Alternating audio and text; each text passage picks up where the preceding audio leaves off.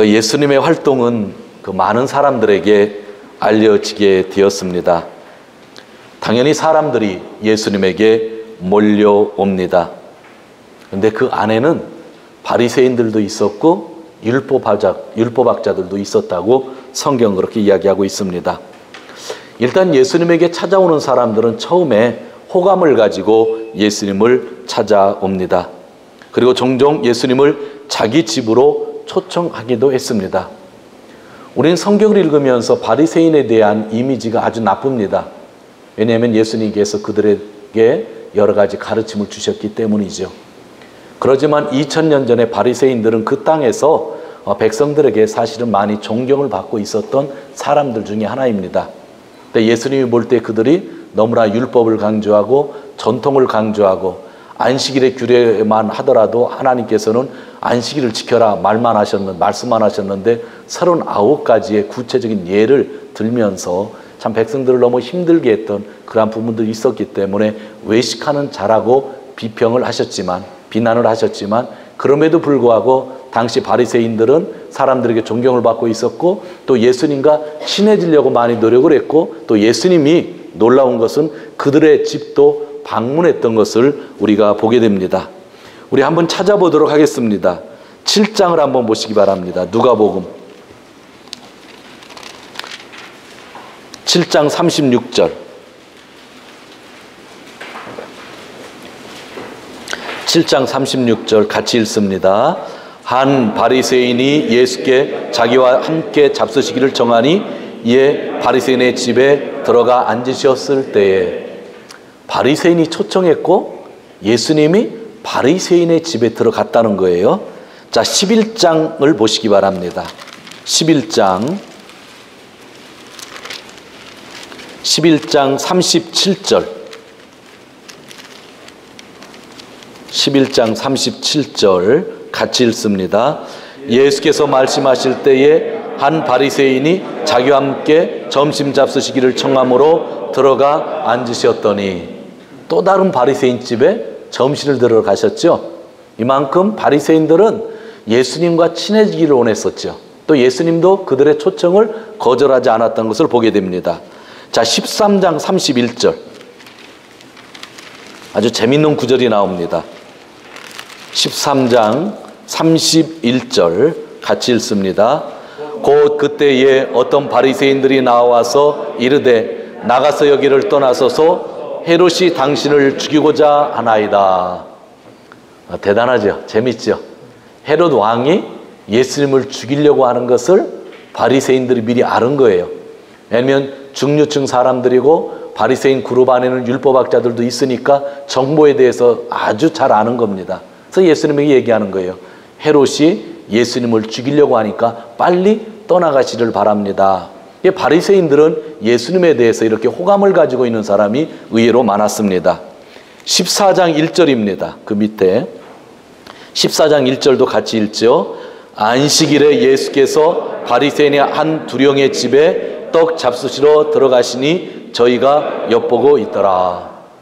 그 당시 바리새인들이 로마 시대에 학자들이 이야기하기를 한 6,000명 정도 되었다고 합니다. 그런 사람 중에 두령이면 어느 정도 위치인지는 모르지만 꽤 높았던 직책이 있었던 사람인데 그 사람 집에도 예수님이 들어가셨다 이야기를 합니다.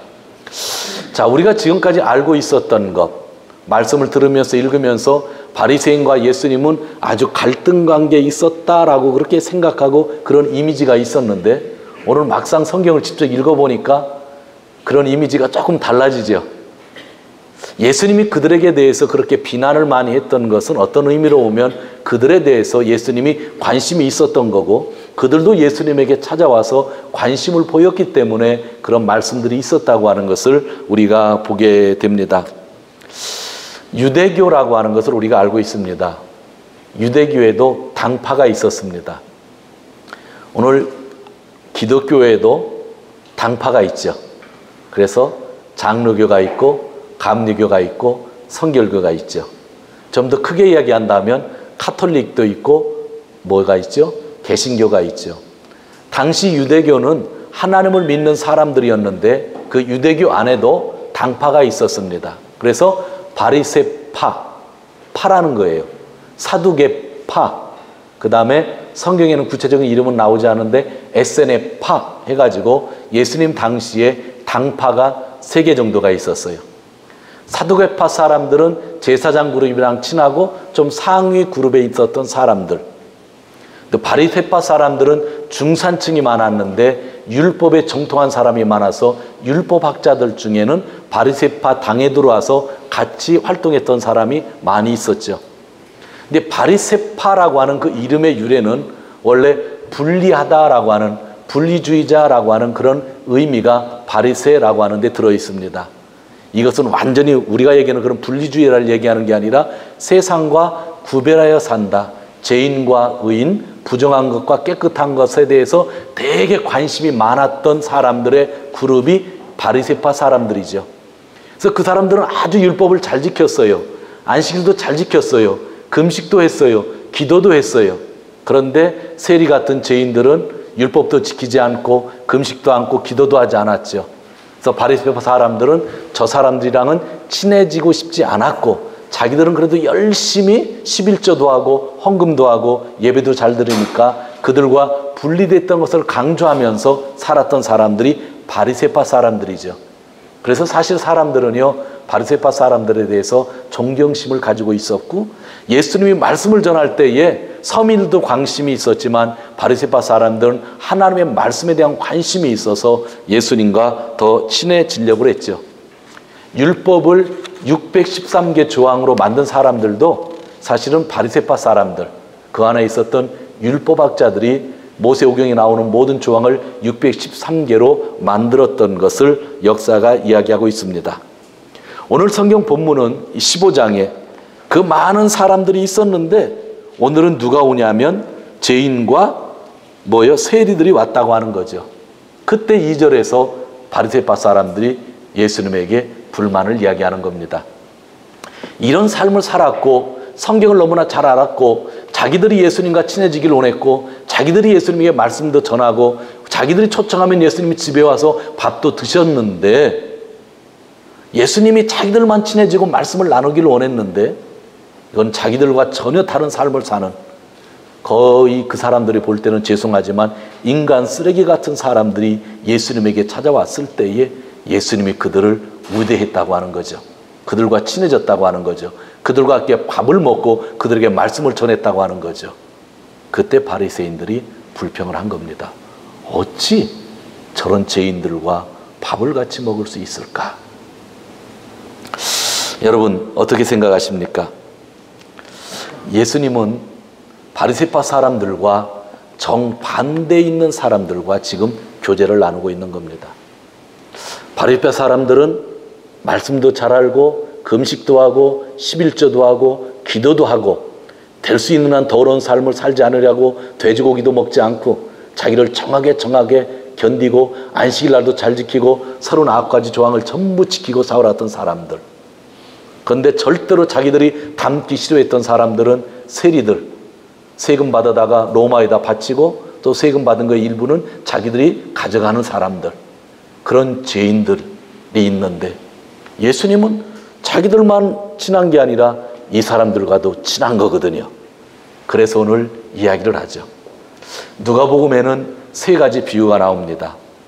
첫 번째는 잃은 양의 비유가 나오고 두 번째는 잃은 드라크마의 비유가 나오고 세 번째는 우리가 잘 알고 있는 탕자의 비유가 나옵니다. 근데 우리는 지금까지 이것을 비유 하나를 설교해 왔습니다. 그러나 이 비유는 하나하나 설교를 하면 안 되고 3가지를 묶어서 설교를 해야 됩니다. 이 비유는 모두 바리새인들에게 주는 말씀이었고 오늘날 바리새인 같은 우리에게 주시는 예수님의 말씀이기 때문입니다. 그래서 오늘 우리 전체적인 것을 한번 나눠보려고 하는 것이죠. 오늘 이 말씀을 보면서 우리 인간의 나약함을 발견하게 됩니다. 제가 일본에 와서 여러분들과 비슷하게 오래 있었습니다. 한 20여 년 이렇게 넘게 선교를 하다 보니까 죄송하지만 선교 활동을 하다 보면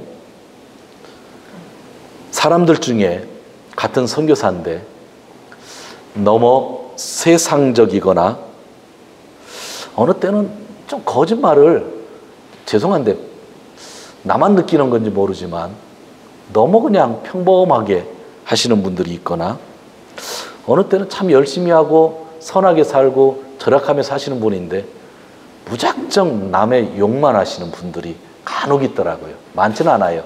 간혹 있는데 제 성격은 그런 사람들과 제가 말을 잘 섞지 않아요. 그래서 그 사람들에게 되게 또 욕을 먹고 삽니다.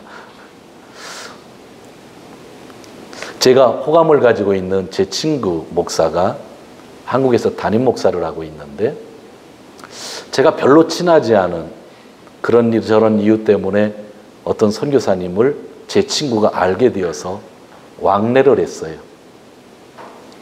제가 한국 가면 그 친구가 밥도 사주고 그러는데, 그런데 제가 호감을 가지고 있지 않은 그 선교사와 되게 친해지는 걸 보고 제가 한국에 가서 제 그 친했던 친구에게 연락을 하지 않습니다. 지금 부끄러운 얘기 하는 거예요. 되게 우리 목사님 왜 이렇게 인간적이야? 저 인간입니다. 싫더라고요. 그렇게 친했던 친구인데 내가 별로 호감을 가지고 있지 않았던 그 선교사님과 친해지는데 싫더라고요. 지금도 놀라요. 지금도 좋은 감정 없습니다. 설교하면서 회개는 했는데 회개했다고 다 사라지지 않네요.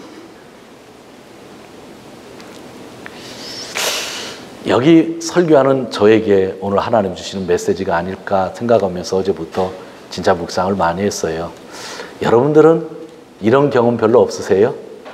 살면서 괜히 나랑 아무런 관계가 없는데 나랑 친했던 사람인데 여기에 있는 죄인들이랑 친하기 때문에 투덜대는 이 바리새인과 같은 마음.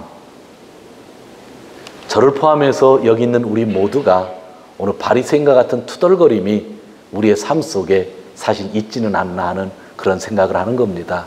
그래서 지금 제 이야기를 조금 했던 것이죠. 오늘 예수님께서 이런 바리새인들에게, 이런 배명동 목사에게, 이런 우리들에게 주시는 비유가 있습니다. 그것이 세 가지 비유인데 첫 번째 비유가 3절에서 7절에 나옵니다. 3절에서 7절에 보면 무슨 이야기인가 하면 양이 100마리가 있었는데 한 마리를 잃어버렸죠. 같이 읽지 않아도 다 아시겠죠? 그랬더니 그 주인이 한 마리를 찾으러 갔다는 거죠. 여러분 이해가 되세요? 저는요, 양이 100마리 있는데 한 마리 잃어버리면 아이고 2마리 안 잃어버려서 감사하지 할 것 같습니다. 그런데 99마리를 놔두고 찾으러 간 거잖아요. 그랬는데 사실은 그런 양이 몇 마리를 이야기하고 있는 게 아니라 예수님이 하고 싶은 말씀이 있어요. 그것이 7절입니다. 15장 7절은 같이 읽습니다. 내가 너에게 이르노니 이와 같이 죄인 하나가 회개하면 하늘에서는 회개할 것 없는 의인 99을 인하여 기뻐하는 것보다 더하리라. 죄인의 집에 가신 것은 예수님께서 죄인과 친구가 되어 그 죄인의 삶을, 그 죄 짓는 것을 인정해 주시려고 하는 것이 아니라 그 죄인이 회개하는 것을 기대하면서 친구가 되신 것이고, 그 죄인이 회개할 때 예수님은 기뻐하시고 하늘에서 기뻐하신다고 하는 그런 이야기입니다. 자, 두 번째입니다. 두 번째 비유가 8절에서 10절입니다. 어떤 사람이 10 드라크마를 가지고 있다가 하나를 잃어버렸다고 합니다. 근데 찾았다고 합니다. 그런데 너무 기뻐서 동네 사람 데려다가 잔치를 했다고 합니다. 여러분 이것도 이해가 되세요? 내 돈 잃어버렸다, 내 돈 찾았는데 왜 잔치를 합니까? 여러분 성경 읽으면서요, 그 왜라고 하는 그 질문들을 한번 해보세요. 아까 99도 이해가 안 되죠. 여기는 더 이해가 안 돼. 이거는 10개, 돈이 쉬운 말로 100만 원이 있었는데 10만 원을 잃어버렸는데 어디서 잃어버렸어요? 자기 집안에서 잃어버렸나 봐. 그거 찾았다고 이웃집 불러다가 여러분 잔치 하시겠어요? 그래 잔치했다고 하는 거죠. 그런데 여기서도 예수님이 전달하려고 하는 것은 11 드라크마 그런 게 아니에요. 10절을 보시기 바랍니다. 10절 같이 읽습니다. 내가 너에게 이르노니 이와 같이 죄인 하나가 회개하면 하나님의 사자들 앞에 기쁨이 되니라. 드라크마 하나를 죄인으로 생각하고 있는 거고 그 죄인이 회개하면 내가 기뻐한다라고 하는 이야기죠. 그럼 이제 조금 알겠죠. 여기는 바리새파 사람들이 있는데 예수님과 친하고 예수님의 말씀을 사랑했던 사람들입니다. 예수님이랑 통하는 게 있었을지도 몰라요. 자기들이 가끔 예수님에게 혼을 나도 그 말씀 때문에 혼나는 거니까 반성했었을지도 몰라요. 근데 여기는 세리란 말이에요. 로마의 앞잡이고 로마 사람을 위해서 일하면서 로마에도 돈을 바치고 자기가 호주머니에 돈을 집어넣는 그런 사람들이었고 또 그 친구들의 친구 죄인들이었다고요. 그런데 예수님은 자기들과도 말씀을 잘 나누는데 여기에서도 말씀을 잘 나누는 거예요. 그래서 싫었다는 거죠. 근데 첫 번째 비유를 통해서 두 번째 비유를 통해서 예수님이 말씀하시기를 죄인이 회개하면 하늘이 기뻐하고 죄인이 회개하면 하늘에 있는 천사들도 기뻐한다라고 하는 이야기를 하고 있는 거죠. 죄인의 삶, 죄인의 길, 죄진 것을 인정하는 게 아니라 회개하면 기뻐한다라고 하는 그런 이야기를 하면서 내가 지금 이 죄인들과 교제를 나누는 것은 이들이 회개하고 돌아오기를 바라기 때문에 교제를 나눈다고 하는 것을 이야기하고 있는 겁니다. 그리고 세 번째 비유입니다. 너무나 내용이 길기 때문에 이 부분만 가지고 우리가 설교를 들을 때가 많이 있죠. 아들이 둘이 있었습니다. 큰 아들이 있고 작은 아들이 있는데 작은 아들이 아버지에게 돈 주세요 했는데 그냥 돈 달라고 한 게 아니라 아버지 죽게 되면 내가 받을 유산을 미리 주세요. 저는 그런 유산도 없지만 제 자녀 중에 그렇게 얘기하면 바로 집에서 쫓아내버릴 겁니다. 돈도 안 주고. 죽은 다음에 받을 것을 살아있을 때 달라고 하는 건 말도 안 되잖아요. 그래요. 그런데 아버지가 주었어요. 그럼 주었으면 가서 성공을 해야 될 거 아니에요. 다 탕진하고 뭐 진짜 먹을 게 없어서 돼지가 먹는 음식. 유대인들은 돼지를 싫어해요? 좋아해요? 싫어하죠. 유대인들은 돼지를 키우지도 않아요. 그렇게 타락한 백성들이 사는 곳에 가서 돼지도 키우고 돼지가 먹는 것을 먹다가 돌아오는 거죠. 아버지가 받아주죠. 근데 밖에서 일하던 큰형이 열이 난 거예요. 저 탕자를 어떻게 받아줄 수 있는가. 받아줘도 종으로 쓰면 모르는데 또 잔치까지 벌이고 이건 말이 안 되는 거죠. 나는 죽어라고 예배 잘 드리고 11조하고 헌금도 하고 봉사도 하고 찬양대도 하고 찬양팀도 하고 주일학교 교사도 하고 할 거 다 했는데 한 번도 나를 위해서 파티 안 해주다가 이거는 나가서 그냥 헐지 못할지 다 하고 들어오고 그냥 말씀만 폈는데 들어오니까 파티를 해주는 거거든요. 여러분 화 날 것 같으세요? 야, 저 같으면 화 되게 날 것 같아요. 여러분들도 화가 날 수 있을 것 같아요. 그런데 예수님이 이 비유를 말씀하고 있는 겁니다. 우리들은 내 자신의 기준으로 사람들을 판단할 때가 너무나 많이 있습니다. 이 기준이 죄는 아닙니다. 내 기준이 다 잘못된 건 아닐 겁니다. 그런데 우리는 우리 스스로의 기준을 가지고 판단하게 되는데 그 판단함으로 인하여 복음의 길이 막힐 때도 있다고 하는 것을 오늘 예수님이 경고하는 거죠. 신앙생활을 하게 되면 5년을 하신 분이 있고 30년 하신 분이 있을 수 있죠. 그리고 여러분들 일본에 와서 생활하다 보면 한국 교회에 출신 배경이 있을 수 있습니다. 학력이 다르고요. 한국인이 있고 일본인이 있고 미국인이 있습니다. 또 자라난 배경이 들러서 제일동포가 있고 신이세가 있고 경상도, 충청도, 전라도가 있습니다. 또 살아온 환경이 다 다릅니다. 지위가 다르고요. 물질이 다르죠. 여기 설교하는 제가 이걸 초월했냐고요? 저도 초월 못했어요. 제가 김한영 집사님 되게 좋아하거든요. 왜 그런지 아세요? 본 적이 똑같아요. 고향이. 어렸을 때 같은 교회 다녔다고요. 맞죠? 기억은 못했지만.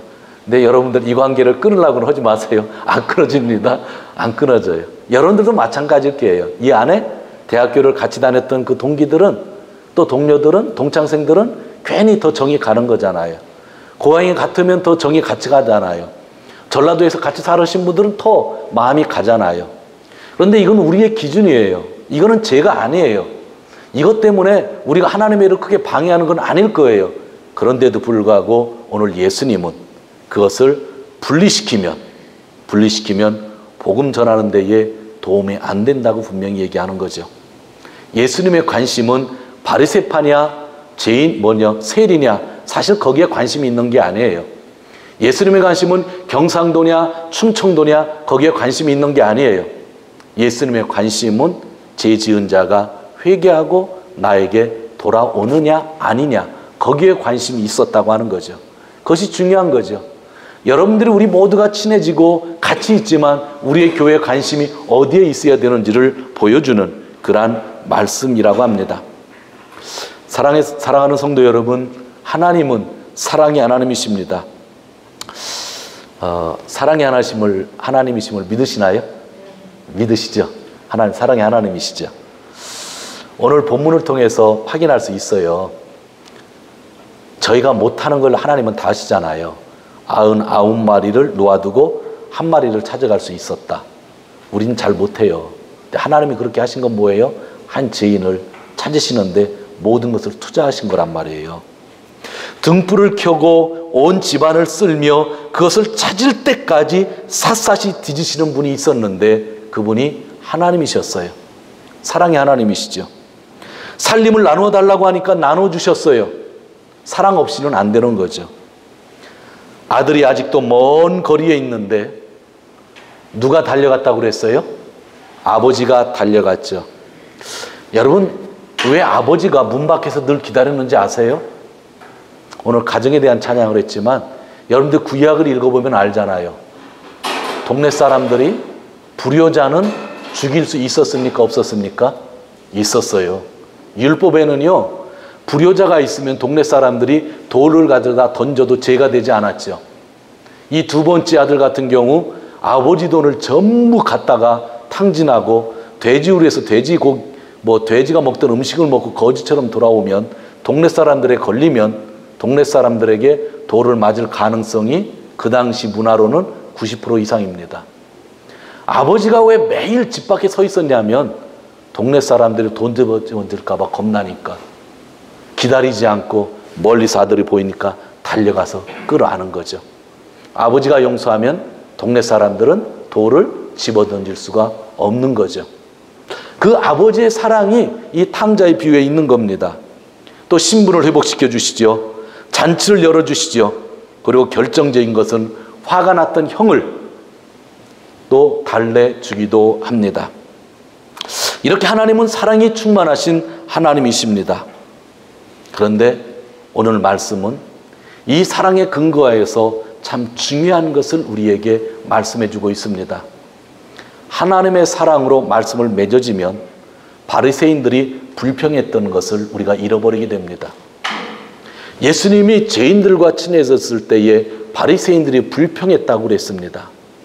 불평한 거에 대한 비유가 3개가 있었다고 한다면 이 불평한 사람들에 대한 저 같은 사람들에 대한 하나님의 메시지가 분명히 비유 안에 숨겨져 있다고 하는 것입니다.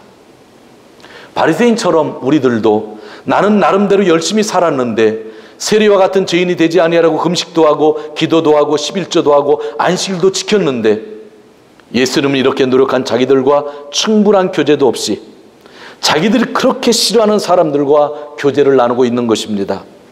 정말 힘들었습니다. 그래서 투덜댑니다. 그때 예수님이 주신 말씀, 그것이 오늘 32절에 나오고 있습니다. 너도 즐기며 기뻐하는 것이 마땅하다라고 하는 말씀인데 이것이 사실은 오늘 성경의 주제이기도 합니다. 회개하는 자들과 함께 너도 기뻐해야 된다는 것입니다. 비록 죄인이지만 예수님에게 찾아온 그들을 바라보면서 예수님이 기뻐했다고 하는 그러한 말씀이기도 합니다. 사랑하는 성도 여러분, 하나님께서 99마리에 관심이 없다는 것이 아닙니다. 가지고 있는 9드라크마에 관심이 없다는 것이 아닙니다. 지금까지 열심으로 살아온 큰 아들에게 잘못했다고 이야기하는 것이 아닙니다. 31절에 보면 예수님이 큰 아들에게 분명히 말씀해 주십니다.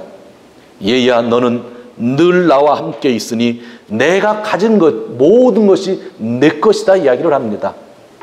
열심히 봉사했고 열심히 충성했던 아들을 무시하는 게 아니에요. 내 가지고 있는 거 다 내 거라고 하면서 더 많은 축복을 하고 있는 거죠. 큰아들을 위해서 이렇게 인정해 주시고 모든 것이 큰아들일 것이라고 분명히 해주시는 것이 세 번째 비유입니다. 우리가 주의를 지키고 하나님께 예물을 드리고 금식하고 기도한 것에 대해서 주님은 인정해 주시고 크게 기뻐하시는 분이십니다. 바리새인들이 하나님의 말씀을 잘 지켰다고 한다면 그 부분에 대해서 예수님은 분명히 인정해 주시고 있는 것입니다. 여러분들이 수없이 노력했던 것, 하나님의 교회를 위하여 도쿄 기독교회를 위해서 노력했던 그 모든 것들, 그것이 의미 없다고 하는 것이 아니라 하나님은, 예수님은 그것을 인정해 주시고 이 모든 축복이 내 것이라고 오늘 우리에게 말씀해 주고 있는 겁니다.